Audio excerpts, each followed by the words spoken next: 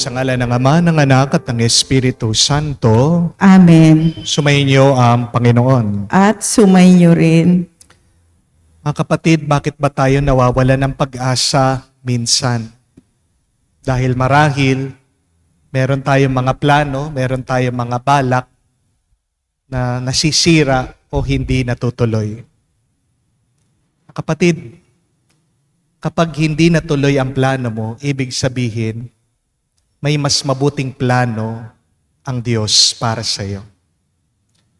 At kahit na mayroong mga ibang tao ang nagiging balakid ng ating mga panaginip, magtiwala ka pa rin sa Diyos. Hinahayaan ng Diyos na manatili ang mga taong yan dahil ginagamit din sila ng Panginoon para matanggap mo ang pagpapala na para sa iyo. Umasa ka. Ang ibig sabihin ng pag-asa ay nakatingin ka palagi sa pangako ng Diyos.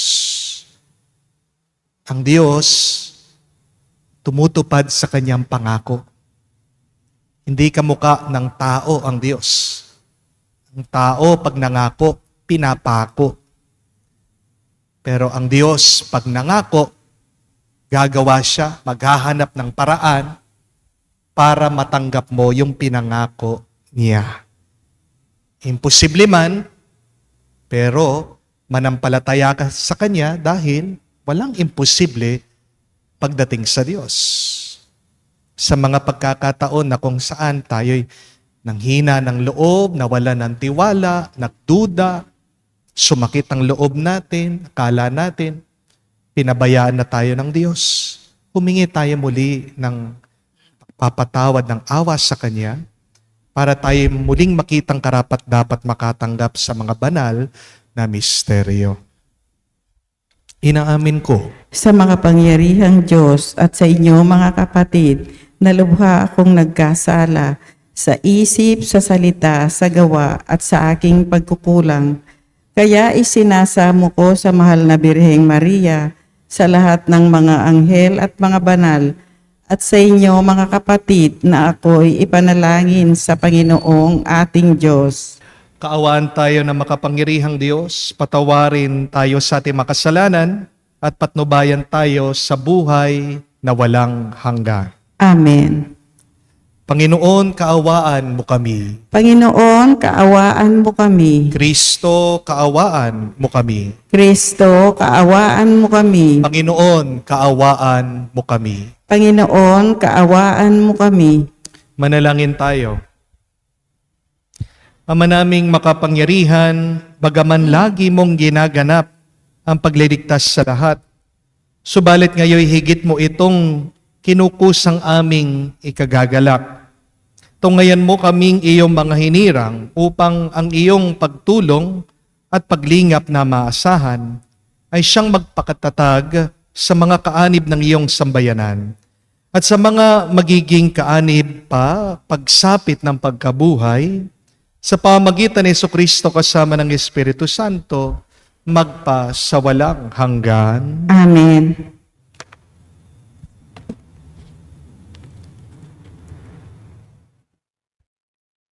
Pagbasa mula sa aklat ni Propeta Ezekiel. Ito ang ipinasasabi ng Panginoon. Titipunin ko ang mga Israelita mula sa mga dakong kinatapunan nila upang ibalik sila sa sarili nilang bayan. Sila'y pag-iisahin ko na lamang. Isa lamang ang magiging hari nila. Hindi na sila mahahati. Sila'y gagawin kong isa na lamang kaharian. Hindi na sila sasamba sa Diyos-Diyosan, ni gagawa ng kasuklam-suklam na mga bagay o anumang paglabag. Hindi na sila tatalikod sa akin. Lilinisin ko sila. Sila ang magiging bayan ko, at ako ang magiging Diyos nila. Isang tulad ng lingkod kong si David ang magiging hari nila. Susundin nilang mabuti ang aking mga utos at tuntunin. Sila'y doon na maninirahan sa lupaing tinirhan ng kanilang mga ninuno, sa lupaing ibinigay ko kay Jacob. Sila at ang kanilang mga anak at magiging anak ng mga anak ay doon mananatili habang panahon. Isang haring tulad ni David na aking lingkod ang magiging pinuno nila magpakailanman. Gagawa ako ng isang tipan sa kanila. Ito ay tipan ng kapayapaan at mamamalagi magpakailanman. Pagpapalain ko sila at pararamihin. Itatayo ko sa kalagitnaan nila ang aking templo. Ako'y mananatiling kasama nila magpakailanman. Ako ang magiging Diyos nila. Sila ay magiging bayan ko. At kung mananatili sa kalagitnaan nila ang aking templo, malalaman ng lahat ng bansa na akong Panginoon ang humirang sa Israel upang maging akin. Ang salita ng Diyos. Salamat sa Diyos. Pumapatnubay na Diyos ay pastol na kumukupkop. Pumapatnubay na Diyos ay pastol na kumukupkop. Mga bansa, pakinggan ninyo ang sabi ng puon at ipahayag ninyo sa malalayong lupain. Pinagpangalat ko ang mga anak ni Israel, ngunit sila'y muli kong titipunin at aalagaan, gaya ng pagbabantay ng isang pastol sa kanyang mga tupa. Pumapatnubay na Diyos ay pastol na kumukupkop. Sapagkat tinubos ng puon si Jacob at pinalaya sa kapangyarihan ng kaaway na lubhang makapangyarihan at malakas, aakyat silang nagsisigawan sa tuwa patungo sa bundok ng Siyon, tigib ng kaligayahan dahil sa mga pagpapala ng puon. Pumapatnubay na Diyos ay pastol na kumukupkop. Kung magkagayon, sasayaw sa katuwaan ang mga dalaga, makikigalak pati mga binata't matatanda, ang kanilang dalamhati ay magiging tuwa. Papalitan ko ng kagalakan ang kanilang kalungkutan. Pumapatnubay na Diyos ay pastol na kumukupkop.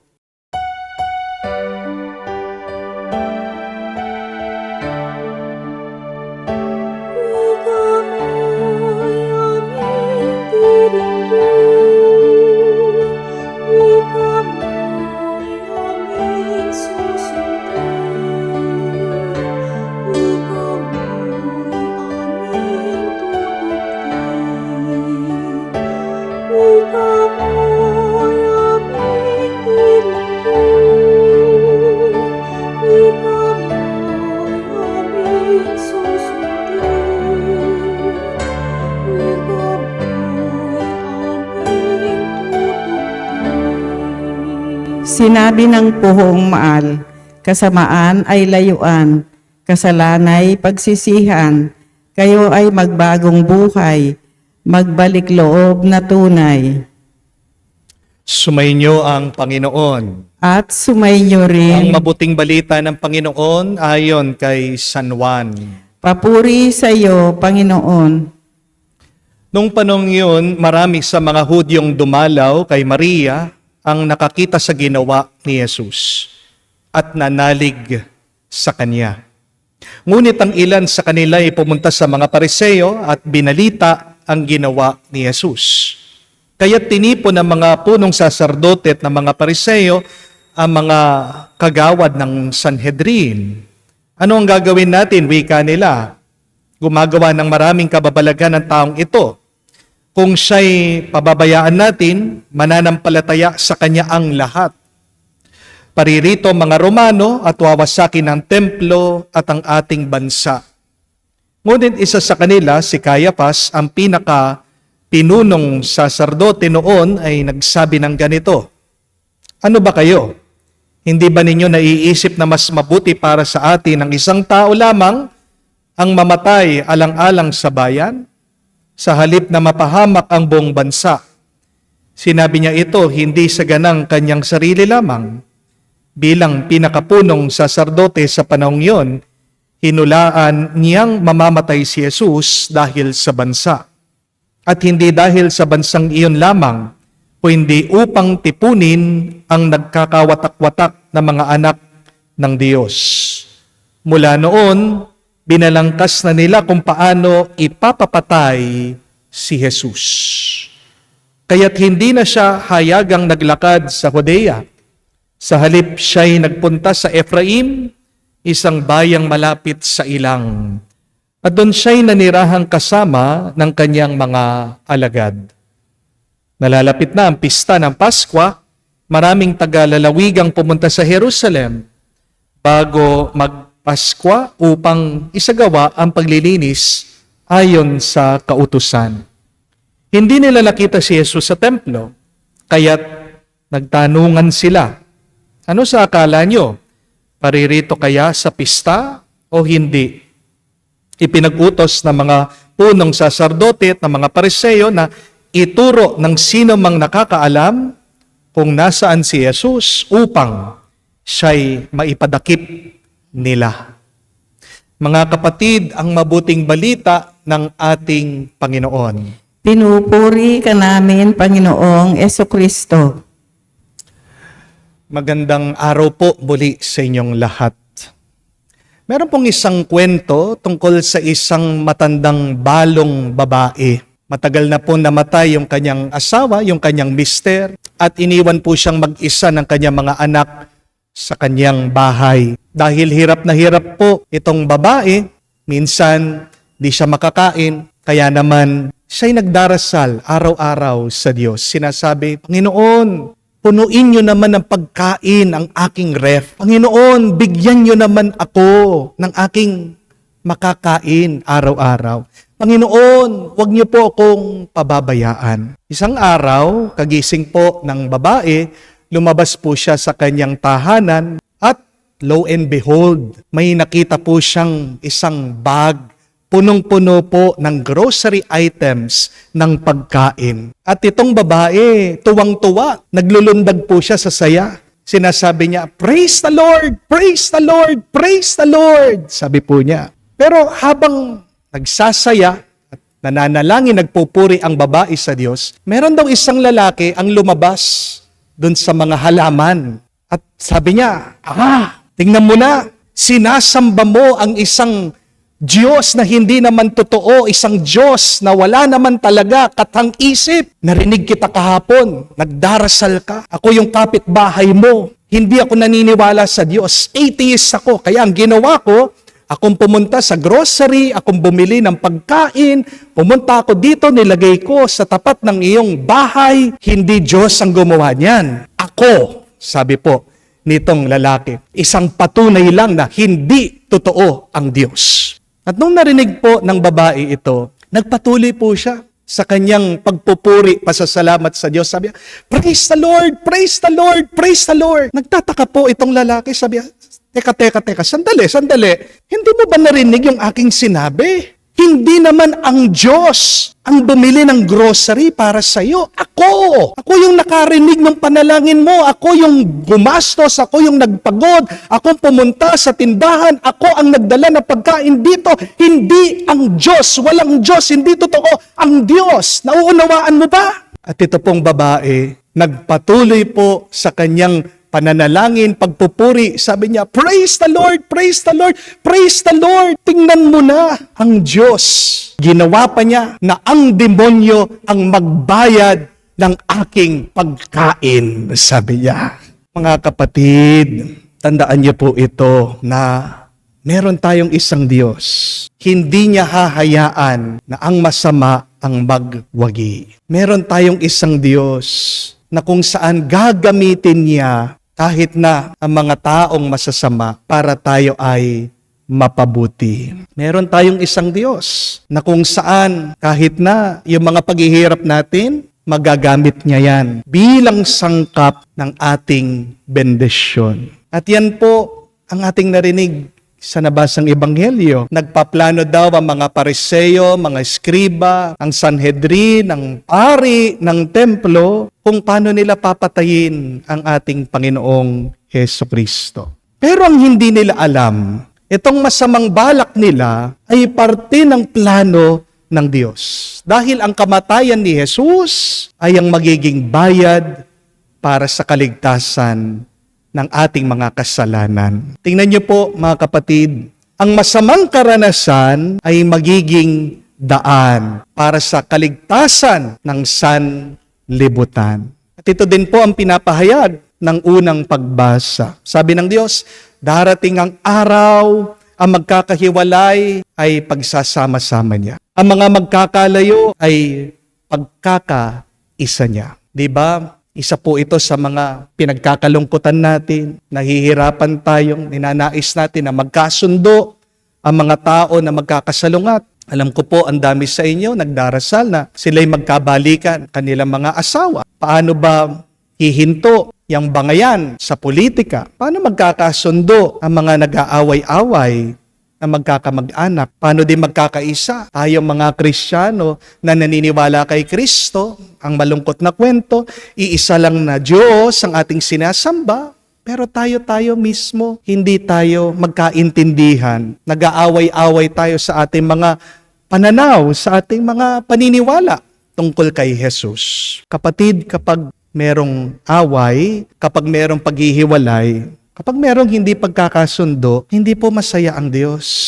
Ang masaya sa pagkakawatak-watak ay ang demonyo. Tandaan niyo po yan. Kaya nga po mga kapatid, huwag po kayong magagalit sa mga taong naninira sa inyo, sa mga taong ayaw sa inyo, sa mga taong hindi kayo kasundo. Bakit? Kasi po minsan, ginagamit lang sila ng demonyo. Minsan yung mga taong naninira sa iyo, sila ay gamit lang ng masama. Pumapasok ang dyablo sa kanilang isip, ginagamit ang kanilang dila para masira ang iyong kabutihan at kapayapaan. Hindi naman talaga sila ang kaaway mo. Kaya nga po, itong aking habilin sa inyo, kung man may sumasalungat sa inyo, huwag niyo silang personalin. Isipin niyo po agad na sa likod ng taong ito, na naninira, nangugulo, malapit sila sa demonyo.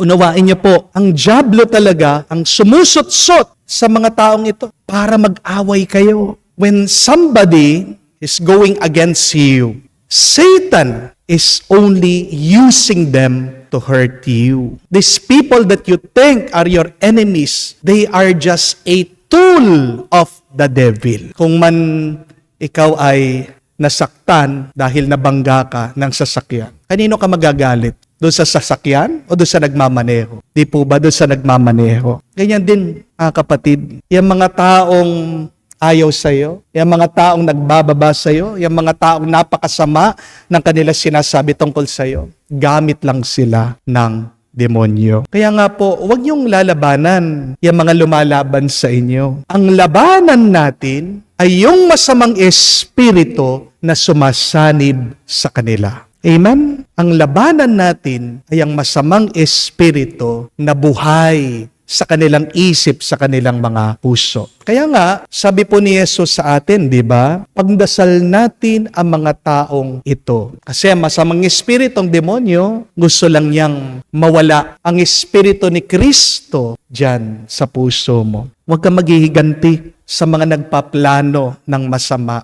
sa iyo. Dapat nga, maawa ka sa kanila eh. Bakit? Kasi ang mga taong masama ang ugali, malayo sa Diyos. Amen? Hindi naman sasama ang ugali ng mga yan kung malapit sila sa Diyos at kung buhay ang Espiritu ng Diyos sa kanila. Dahil pag malayo ang isang tao sa grasya ng Diyos, nagiging mahina ang kanilang espiritu at merong sakit ang kanilang kaluluwa. Para matalo po natin yung masamang espiritu na nasa loob ng mga nang-aaway sa inyo. Mga kapatid, pagpatuloy mo lang na ipagdasal sila at patawarin. Please, continue to pray and to forgive these people who plot against you, who talk badly against you, who have hurt you and do not have any desire to ask for forgiveness. Kahit na tagal-tagal na hindi sila humihingi ng tawad, ikaw kapatid, magpatawad ka, maging malaya ka, maging masaya ka. Hayaan mo ang banal na Espiritu, ang manahan. Sinasabi ko po sa inyo, mas kawawa ang mga taong galit, mas kawawa ang mga taong nag-iisip ng masama. Kesa sa mga taong magaan ang kanilang mga kalooban, mas pinagpala ka pag ikaw ay ngumingiti, pag ikaw ay masaya, pag ikaw ay nagpatawad na sa iba. Amen? Alam niyo po, nakakasunog sa masamang espiritu ay pagmamahal. Alam niyo po, galit na galit ang masama kapag tayo'y tunay na umiibig. Bakit? Dahil ang taong tunay na nagmamahal, kamukha niya ang Diyos. Amen? Huwag mong hahayaan, kapatid, na mapuno ng galit ang puso mo dahil sa iba. Please, do not fill your heart with anger. Dahil tandaan niyo po, ang galit ang nakakapagbukas sa ating kalooban para makapasok ang demonyo. Remember the teaching of St. Paul that when we get angry, we give the devil a foothold in our life. Isang paa ng diablong pumapasok na sa iyo pag hindi mo inaalis ang iyong galit at inis sa ibang tao. Tandaan mo, kapatid, wala kang ibang kaaway kung hindi ang masama, ang demonyo, ang diablo. Kahit na sinasaktan ka ng iba, kahit na alam mo yung masamang balak nila, tanging ang demonyo lang ang may pakanan yan. Kaawaan mo yung mga taong may masamang pag-iisip at kalooban. At para hindi ka mawala ng pag-asa, kapatid, tandaan niyo po ito. Kapag may masamang nangyayari sa iyo, hinahayaan lang yan ng Diyos para ipaalala sa iyo, para pagpalain ka. At para hindi ka mawala ng pag-asa, tandaan niyo po ito, kapatid, na kapag merong masamang nangyayari sa iyo, hinahayaan yan ng Diyos kasi yan ang magiging daan ng iyong bendisyon at ng iyong pagpapala. Even in a mess, God can create a masterpiece. Diba? Yung pintor, kapag gumagawa siya ng kanyang obra, di mo maunawaan, sa umpisa, napakagulo, napakadumi, unorganized, pero kalaunan pagkatapos, makikita mo ang ganda. Ganyan din po nangyayari sa ating buhay, na kakaroon tayo ng mga problema at mga pagsubok, pero hinahayaan niya ng Diyos. Nandyan pa rin ang kamay ng Diyos. Kaya, humingi po tayo ng mas malalim na tiwala, pananampalataya sa Kanya at ng grasya ng pagpapatawad. Parang pagpatuloy tayo na payapa, masaya, hanggang marating natin ang buhay na walang hanggan. Amen. Kapatid, dalay natin sa Diyos ang ating mga dasal at panalangin at ating sabihin, Panginoon, dinggin mo kami. Panginoon, dinggin mo kami. Ang mga hindi Kristiyano naway, makakilala kay Jesus na namatay para sa lahat. Manalangin tayo sa Panginoon. Panginoon, dinggin mo kami. Ang mga Kristiyanong napahiwalay, naway mag-ukol ng higit na pagtatalaga ng sarili sa ekumenismo. Manalangin tayo sa Panginoon. Panginoon, dinggin mo kami. Ang mga may kapangyarihan, naway mag-alay ng sarili sa pagtataguyod ng katotohanan at katarungan. Manalangin tayo sa Panginoon. Panginoon, dinggin mo kami. Sa katahimikan po ng ating puso, banggitin din natin sa Diyos ang ating mga personal na pangangailangan. Ama naming Diyos, sa iyong pagkakatipon sa mga mananampalataya, sila'y pinagbubuklod mo sa isang katawan ni Kristo, isugo mo ang iyong banal na Espiritu upang higit na pagbigkisin ang iyong bayan. Hinihiling namin ito sa pamagitan ni Kristo na aming Panginoon. Amen.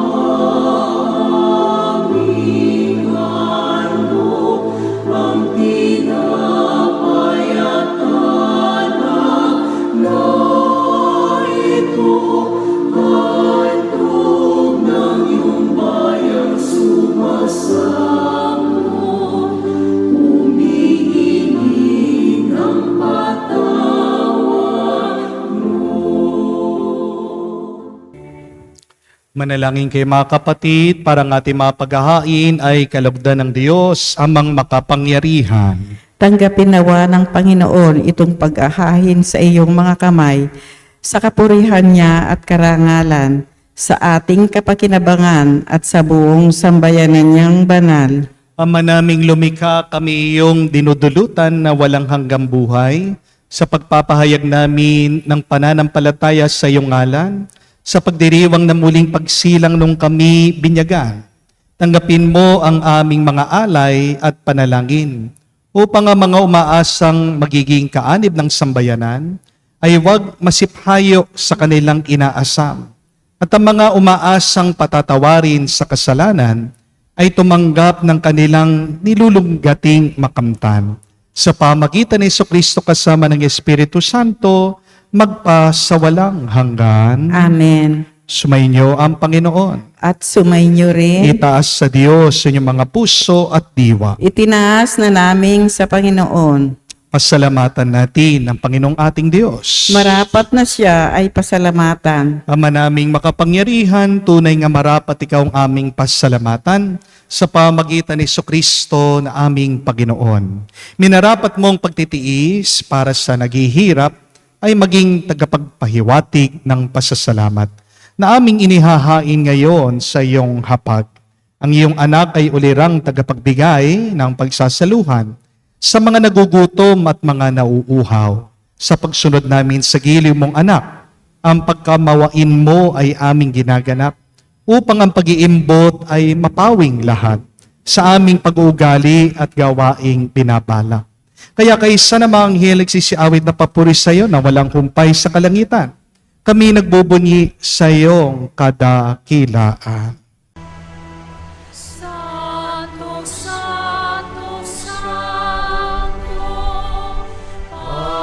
Panginoon Diyos, napupuno ang langit at lupa ng kadakilaan mo. Hosana, Hosana,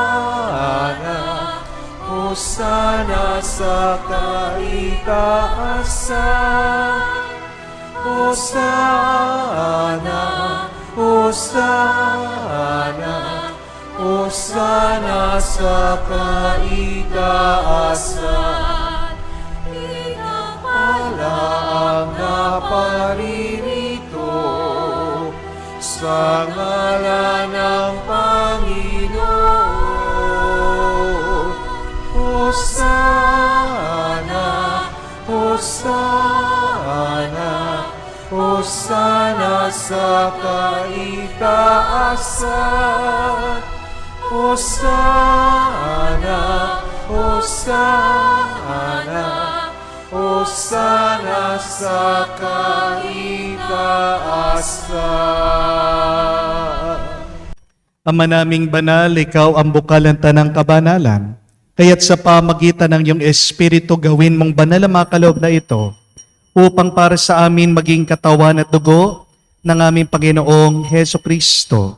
Bago niya pinagtiis ang kusang loob na maging handog, hinawakan niyang tinapay, pinasalamatan kanya. Pinaghati-hati niya iyon. Inabot niya sa kanya malagad at sinabi, "Tanggapin ninyong lahat ito at kanin. Itong aking katawan na ihahandog para sa inyo."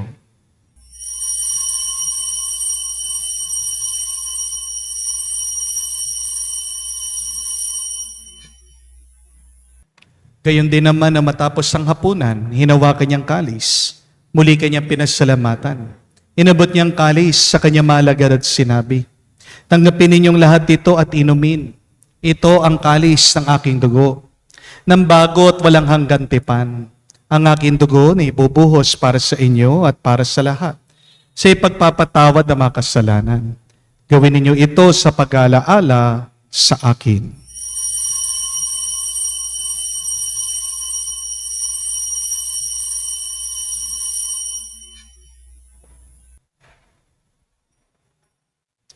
Ang misteryo ng pananampalataya. Sa krus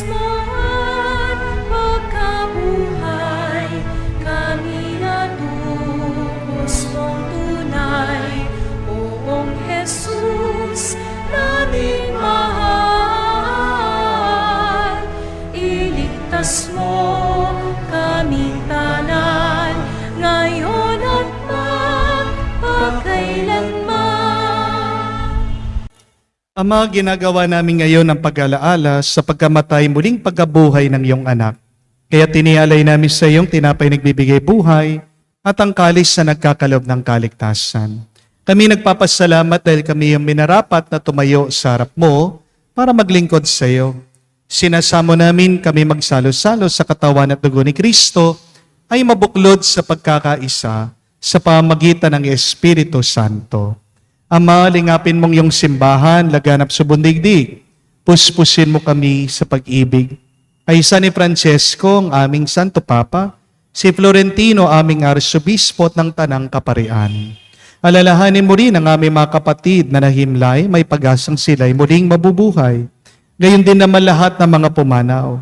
Kawan mo't sila't patuloyin sa iyong kaliwanagan. Kawan mo't pagindapatin kaming lahat na makasalo sa iyong buhay na walang wakas. Kaisa na mahal na Birhen Maria, Ina ng Diyos.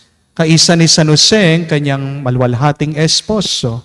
Kaisa na mga apostol, lahat ng mga banal, na namuhay dito sa daigdig na kalugod-lugod sa iyo.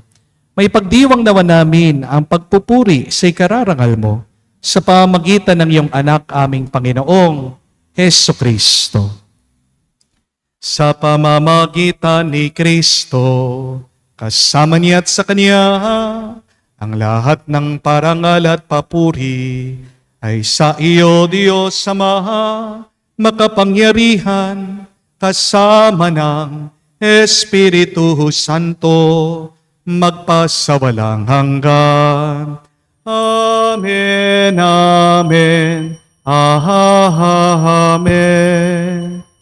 Sa nakakagaling na utos sa turo ni Jesus sa Panginoon natin na Diyos, ipahayag natin ang lakas loob.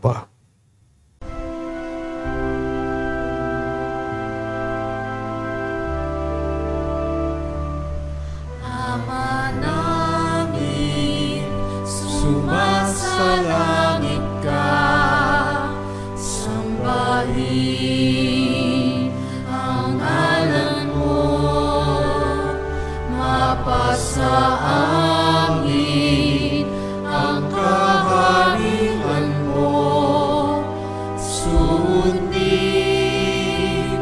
ang loob mo dito sa lupa, para nang sa langit.